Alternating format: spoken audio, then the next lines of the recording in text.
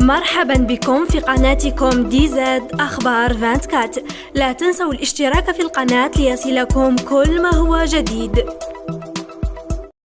تم تداول صور لأحدث عروسين في الوسط الفني، محمد بوشايب المعروف لدى الجزائريين بسعد القط، وملكة الجمال السابقة المدعوة سارة، من لايف لهما خلال اقتنائهما لفستان الزفاف، كما اعتبرها أنها صور عفوية تلقائية، إلى أن الصور تداولت على نطاق واسع من طرف رواد مواقع التواصل الاجتماعي، وتلقت سخطا وانتقادات كبيرة من طرف الجمهور الجزائري. فما رأيكم أنتم؟